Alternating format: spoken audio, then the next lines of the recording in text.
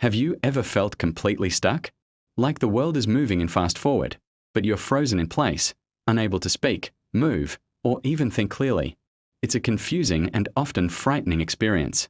You might have been told to just snap out of it, but it's not that simple. This feeling of being trapped, this profound sense of powerlessness, is a very real biological reaction. It's called the freeze response. Today, we are going to dive deep into what this response is, why it happens, and most importantly, how we can begin to thaw and find our way back to ourselves. This isn't about weakness. It's about understanding our own survival wiring. So, if you've ever felt this way, know that you're not alone, and there is a path forward. Let's start with the science, but don't worry, I'll make it simple. Our nervous system is our body's command center.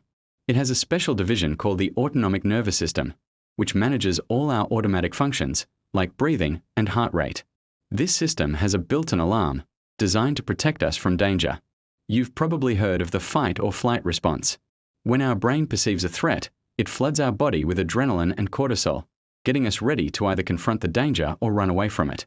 Our heart pounds, our muscles tense up, we are ready for action. But what happens when we can't fight and we can't flee? What happens when the threat feels so overwhelming that escape seems impossible? That's when the third, less talked about response kicks in: freeze. Think of it as your nervous system's emergency brake. This response is rooted deep in our evolutionary history. For an animal in the wild, playing dead can be a last-ditch survival strategy. By freezing, it might become invisible to a predator, or the predator might lose interest and move on. In humans, this ancient wiring is still very much active. When we feel utterly helpless and powerless, our body might choose to shut down to conserve energy and to emotionally distance us from a traumatic experience. This isn't a conscious choice.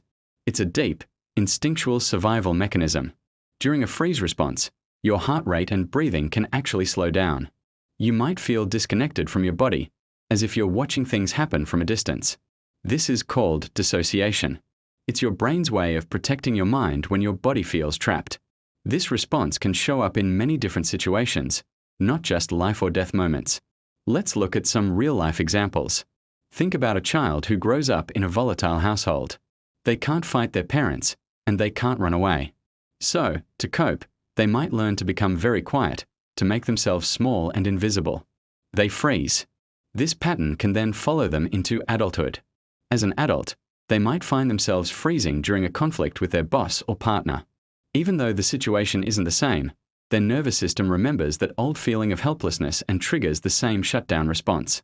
They might go silent, unable to defend themselves or express their needs, only to feel frustrated with themselves later for not speaking up.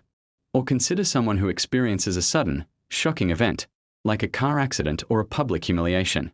In that moment, time might seem to slow down. They might feel paralyzed, unable to process what's happening. Afterward, they might struggle with memory gaps or feel emotionally numb. This is the freeze response helping them cope with the initial shock. Another common example is in high-pressure social situations. Have you ever been asked a question in a meeting and your mind just went completely blank? You knew the answer, but you couldn't access it. That's a mini freeze.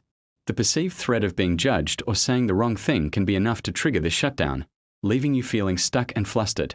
The key takeaway here is that the freeze response is triggered by a feeling of being trapped and powerless, whether the threat is physical, emotional, or social. Recognizing that you're in a freeze state is the first, crucial step toward healing. But how do you start to thaw? The key is gentle re-engagement with your body and your surroundings. It's about sending safety signals to your nervous system, letting it know that the danger has passed and it's okay to come back online. This process isn't about forcing yourself. It's about inviting yourself back, slowly and with kindness. Let's talk about some actionable steps. First, focus on your senses. This is a technique called grounding. Look around the room and name 5 things you can see. Notice their colors, their shapes. Now, listen for 4 sounds you can hear.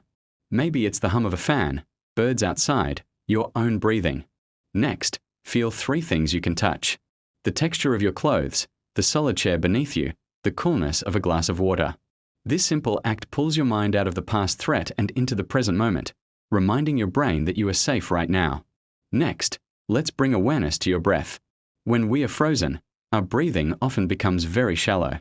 We don't need to force deep breaths, as that can sometimes feel overwhelming. Instead, Just notice your breath.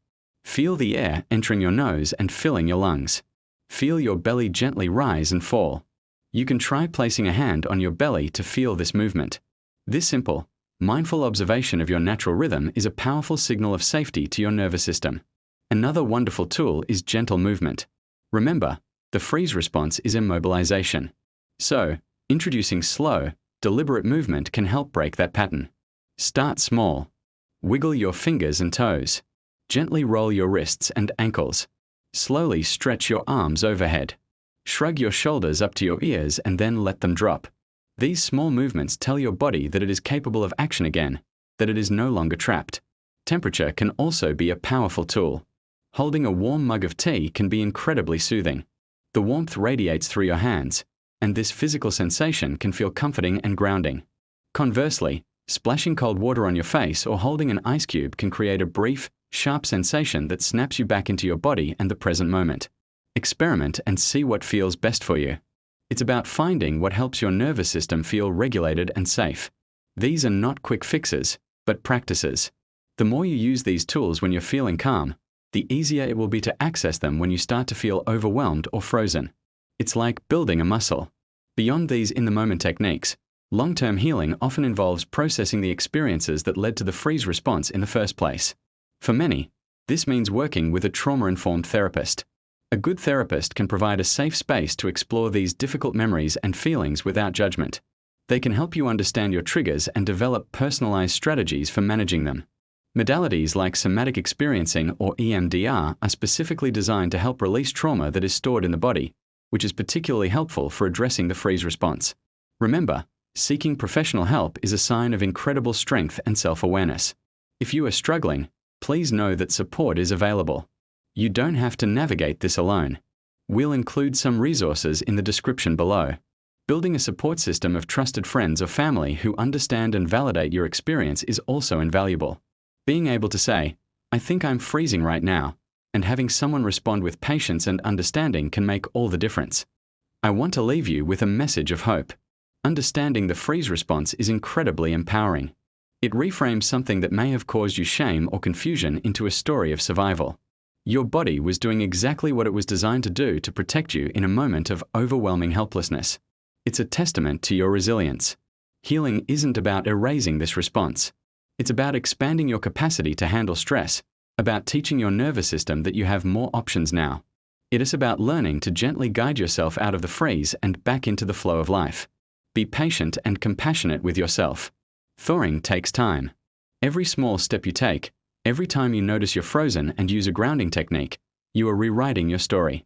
You are reclaiming your power, one gentle breath at a time. You are learning that you can feel safe in your own body again. Thank you so much for joining me today for this deep dive.